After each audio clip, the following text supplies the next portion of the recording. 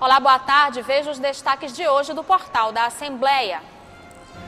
Os assuntos debatidos na sessão plenária desta quinta-feira, como associações e fundações.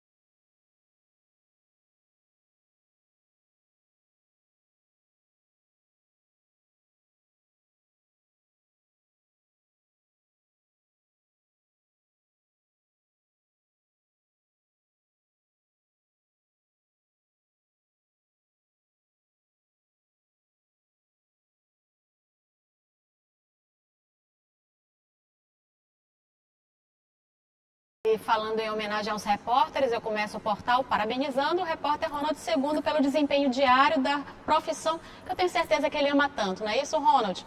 Parabéns, Dia do Repórter é todo dia. Conta pra gente como foi a sessão plenária de hoje. Boa tarde.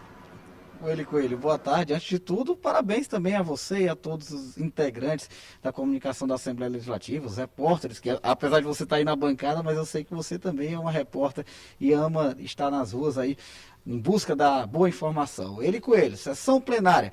Os trabalhos foram encerrados agora há pouco, muita movimentação aqui no plenário do deputado Najib Aico, na Assembleia Legislativa.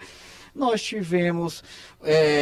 a sessão acabou sendo marcada, a verdade é essa, a respeito da votação de algumas matérias que constavam na ordem do dia de hoje. Alguns deputados que integram a base do governo do estado aqui na casa, entraram em obstrução. Isso fez com que algumas matérias, entre requerimentos, não fossem apreciados, não fossem votados no plenário da casa. Até porque o deputado Duarte Júnior pediu a conferência de quórum e aí não foi, o número de parlamentares presentes acabou não sendo suficiente para dar sequência à apreciação dessas matérias que estavam sob a apreciação do plenário. Foram votados apenas 2 requerimentos que estavam à deliberação da mesa. Portanto, nós tivemos essa obstrução.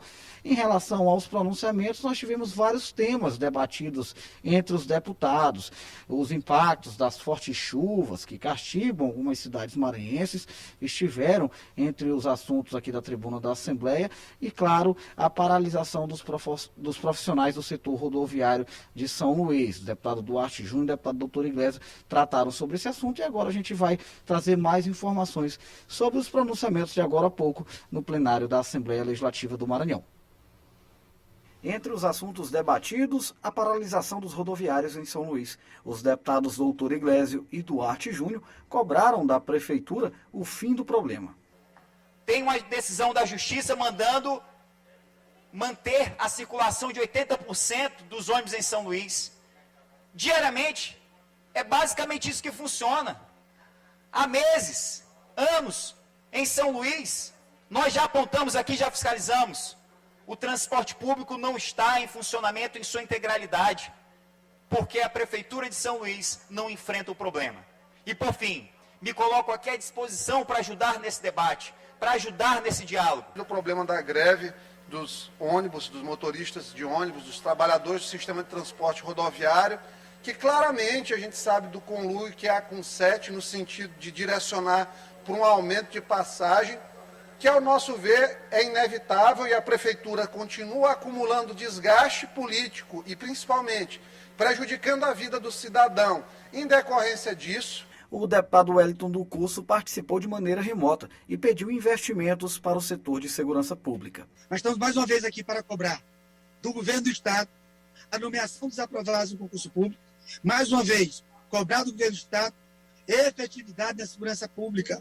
Hoje, o que mostra na Polícia Militar, por exemplo, é a falta de comando. O deputado Rafael sugeriu audiência pública a ser realizada na cidade de Timon para debater o fechamento de uma agência do Tribunal Regional do Trabalho. Nós estamos agora protocolando que a Assembleia Legislativa faça uma audiência pública no município de Timon em específico, para que a gente possa debater essa situação e chamar a atenção dos órgãos competentes para que essa vara não seja fechada. A deputada Socorro Aquim também tratou sobre o assunto e demonstrou preocupação. Nós levantamos nossa voz aqui nesse sentido, nesse proclama de que não podemos fechar a vara do trabalho do município de Itimon, mesmo entendendo que a resolução 296 do Conselho Superior de Justiça do Trabalho assim o tenha determinado por média de produção. O deputado Vinícius Louro subiu à tribuna para pedir atenção aos municípios maranhenses castigados pelas fortes chuvas. O momento não é político, repito, mas sim um momento que todos nós temos que nos dar as mãos para que realmente possamos ali amenizar o sofrimento daquela população que na hora que mais precisa, o Estado tem que também fazer sua parte. Aqui nós como deputados que estamos fazendo a nossa parte de poder contribuir da maior maneira possível para amenizar o sofrimento desse povo. O deputado Antônio Pereira deu destaque para investimentos do governo do Maranhão no setor de saúde. Nós temos a obrigação de agradecer ao governador Flávio Dino, ao governador Brandão, por se dispuserem a tomar a decisão política de fazer esse hospital e de entregar ao povo que tanto merece Dom Pedro. A greve dos trabalhadores do transporte rodoviário do Maranhão segue sem nenhum acordo entre empregados e patronal. Os trabalhadores querem reajuste salarial de 15%, mais aumento de ticket de refeição e regularização de salários atrasados, além de que sejam assegurados os empregos dos cobradores de ônibus. A contraproposta dos empresários foi de reajuste de 5%, porém mediante demissão dos cobradores do sistema de transportes. O Tribunal Regional do Trabalho deferiu liminar que autoriza desconto dos dias não trabalhados dos grevistas e que pelo menos 80% dos ônibus estejam circulando sob pena de pagamento de multa diária. Associações e entidades que desenvolvem projetos que beneficiam a população precisam ter a declaração de utilidade pública para ter direito à captação de recursos que são revertidos em atividades desenvolvidas para uma comunidade.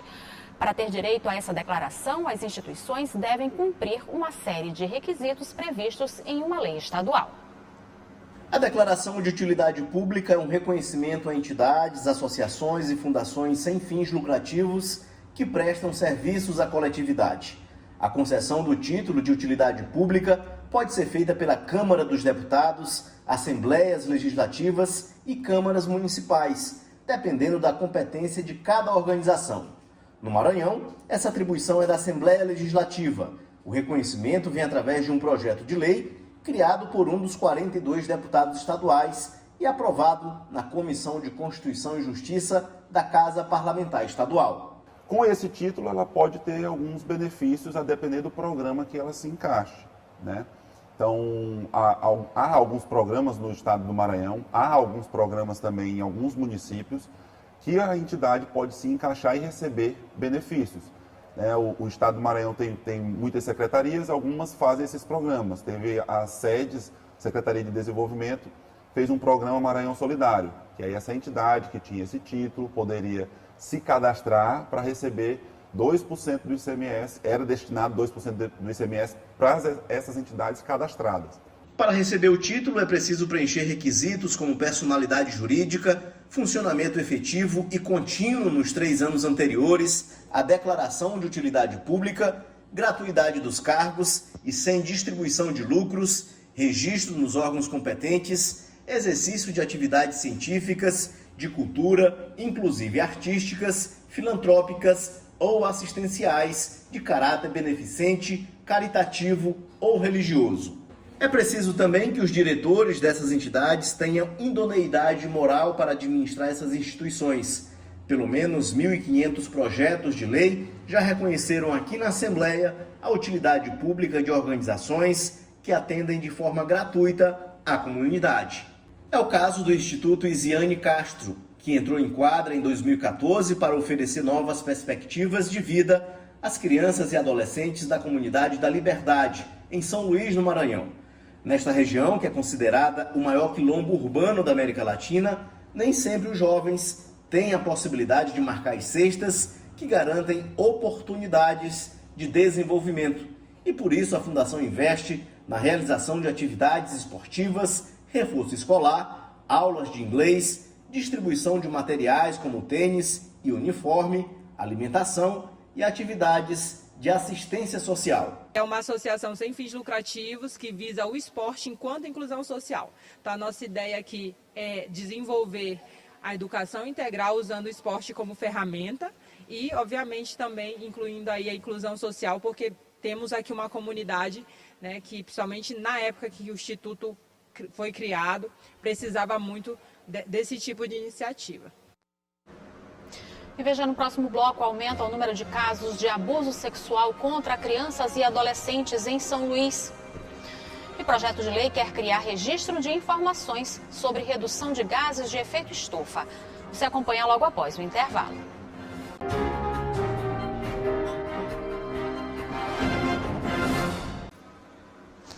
Dados da Delegacia de Proteção à Criança e ao Adolescente apontam que o abuso sexual de menores cresceu em São Luís.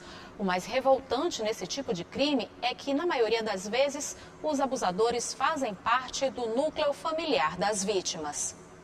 O aumento de casos de estupro de vulnerável preocupa em São Luís. Só este ano, 12 casos já foram registrados. O mais revoltante é que a maioria dos agressores está dentro de casa.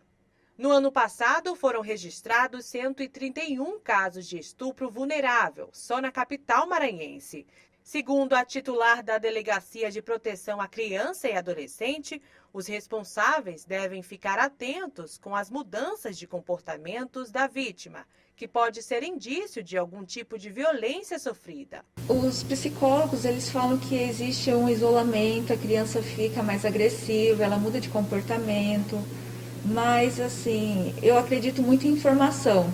A criança ela tem que ser orientada desde muito nova, porque os abusos acontecem às vezes dos 5, 3 anos, que o adulto não pode mexer nas partes íntimas. E quando isso acontecer, é para falar com o responsável. Dados oficiais mais recentes da Secretaria de Segurança, que englobam todo o Maranhão, são de 2020, que apontam que o Maranhão teve uma alta de 33% no número de estupro de vulnerável no primeiro semestre daquele ano. O levantamento aponta que o estado só fica atrás do Rio Grande do Norte, que registrou um aumento de 62%. Na maioria dos casos, as vítimas precisam de acompanhamento de especialistas para lidar com a violência, que muitas das vezes é cometida por quem deveria protegê-las. Geralmente eles utilizam justamente da relação de confiança já estabelecida, tanto com a família da vítima quanto com a própria vítima. Aproveitam da possibilidade, da oportunidade da convivência. Geralmente são pessoas que sabem como funciona a rotina da casa, sabem como ter acesso àquela criança ou adolescente, sabem das suas vulnerabilidades, sabem inclusive do tempo em que elas às vezes ficam sozinhas em casa e se oportunizam disso. Quem desconfiar que uma criança ou adolescente esteja passando por violência sexual, física ou psicológica, deve denunciar pelo Disque 100. A ligação é gratuita e não é preciso se identificar. A Câmara dos Deputados aprovou um projeto de lei que muda as regras sobre o trabalho das gestantes durante a pandemia. Agora, as grávidas devem voltar ao trabalho presencial após a imunização. Antes era garantido o afastamento com a remuneração integral. O afastamento agora só pode ser garantido se o empregador optar por manter a empregada no teletrabalho. A proposta vai seguir ainda para a sanção presidencial. Uma lei está sendo aprovada em caráter de urgência no plenário da Câmara dos Deputados. A proposta cria um sistema de registro que vai concentrar informações sobre os projetos de redução de gases e de transações nacionais e internacionais dos créditos de carbono. A lei é um mecanismo importante no combate à emissão de gases do efeito estufa. Há 13 anos, a lei que criou a Política Nacional de Mudança do Clima prevê a geração de créditos financeiros para projetos que preservam áreas de floresta e ajudam na redução de gases que causam o efeito estufa. Os chamados créditos de carbono, um incentivo financeiro para quem preserva o meio ambiente. Essas políticas, elas têm esse condão, né, de fazer com que exista essa manutenção da floresta em pé, né, como nós chamamos. E como a gente sabe, como a questão do tripé da sustentabilidade, né, a gente sempre diz que precisa ser ambientalmente correto, socialmente justo, mas estava faltando exatamente o ponto de ser economicamente viável, né? Então, assim, é preciso que manter a floresta em pé seja economicamente viável do que, né, desmatá-la para eventualmente fazer algum plantio. Cada crédito corresponde a 1 tonelada de dióxido de carbono. Quando preserva a área de floresta dentro de uma propriedade, o produtor dessa área gera mais oxigênio, compensando a emissão de gás carbônico em qualquer outra área do planeta. Nesse caso, o oxigênio gerado é o crédito a ser negociado. Para regulamentar o mercado, uma lei está sendo aprovada em caráter de urgência no plenário da Câmara dos Deputados. A proposta cria um sistema de registro que vai concentrar informações sobre projetos de redução de gases de efeito estufa e transações nacionais e internacionais dos créditos de carbono. O governo do estado ele tem um desafio muito grande pela frente, no sentido de montar uma infraestrutura legal e de localização e também uma política de atração para ver se nós conseguimos também participar desse excepcional mercado que é o hidrogênio verde, um grande alcance mundial. No Maranhão, desde 2021, já existe uma lei que regulamenta a política de redução da emissão de gases de efeito estufa e a geração de créditos de carbono. O Estado do Maranhão, ano passado, em novembro, né, de 2021, aprovou, né, a sua Lei 11.578, que é exatamente a política, né, de redução de desmatamento, né, e efeito dos gases estufa, né, que nós chamamos de Sistema Jurisdicional de RED+. Então, assim, foi um importante passo exatamente para isso, para o Estado já estar preparado, né, com todo o seu arcabouço legal, seu arcabouço técnico, para quando houver a regulamentação a nível federal, né, o Estado já estar preparado, né. Além de regulamentar o mercado de créditos de carbono, a lei também é um mecanismo importante no combate à emissão de gases de efeito estufa, um compromisso do Brasil que pretende reduzir em até 50% a produção de carbono até 2030. E veja no próximo bloco a homenagem da Assembleia Legislativa aos repórteres do nosso estado. A gente volta já.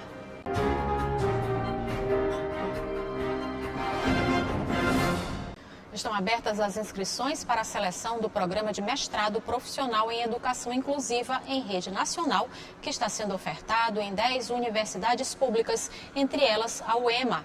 Podem se inscrever profissionais da educação que atuam na educação básica da rede pública de ensino. As inscrições devem ser feitas até o dia 10 de março pelo site vunesp.com.br. A Assembleia Legislativa homenageou repórteres de vários meios de comunicação. O certificado com o título Heróis da Pandemia é um reconhecimento aos profissionais que não pararam as atividades durante a pandemia da Covid-19, levando à população informações e derrubando fake news envolvendo o novo coronavírus. Profissionais de comunicação foram homenageados pela Assembleia Legislativa pelos serviços prestados durante a pandemia da Covid-19. Repórteres de rádio, TV, jornais e sites receberam um certificado com o título Herói da Pandemia. O novo coronavírus mudou a rotina de toda a população e a maioria das atividades profissionais se viu obrigada a reformular sua rotina em home office. Profissionais de imprensa, que são considerados linha de frente, não deixaram de atuar. Além dos repórteres que integram a equipe do Complexo de Comunicação da Alema, muitos profissionais de imprensa que receberam o certificado agradeceram a homenagem. Um reconhecimento da importância do nosso trabalho durante todo esse período de pandemia, a importância de informar, de desfazer fake news, um momento, acho que um dos mais difíceis na profissão de jornalista. Para a gente é um motivo de muito orgulho saber que uma instituição como a Assembleia Legislativa reconhece esse trabalho da imprensa, esse trabalho do repórter. Receber essa homenagem do Poder Legislativo do Estado é uma grande honra. Muito obrigada à Assembleia Legislativa do Maranhão pelo reconhecimento ao repórter do Estado. As homenagens repercutiram nas redes sociais dos repórteres que postaram o certificado com legendas de agradecimento pela ação e reconhecimento da casa. Foi um trabalho árduo, mas agora a gente já passando um tempo, né, a pandemia dando mais uma arrefecida, a gente vê que o que a gente fez, sendo reconhecido, né, foi de suma importância para que, junto com as medidas de proteção, o protocolo sanitário, a informação que a gente levava à sociedade era importante no combate à pandemia. Para a subdiretora de Rádio e TV da Assembleia Legislativa, a homenagem é uma forma de prestigiar o trabalho de profissionais da casa e também de toda a imprensa maranhense. Essa homenagem foi feita a toda a imprensa maranhense. Ela foi, assim, mais do que justa, na verdade, porque além dos profissionais de saúde, que também foram reconhecidos pela casa com legislação específica, a imprensa atuou de uma forma muito dedicada e muito incisiva para que os fatos fossem esclarecidos de maneira correta à população. Porque durante a pandemia também houve muita, infelizmente, disseminação de notícias falsas, mas a imprensa maranhense está de parabéns pela atuação, foi assim... trabalhou de forma incansável para levar os fatos verdadeiros à população. E o portal fica por aqui. Para rever as reportagens de hoje, acesse o site al.ma.leg.br/tv. Ótima tarde para você, até amanhã.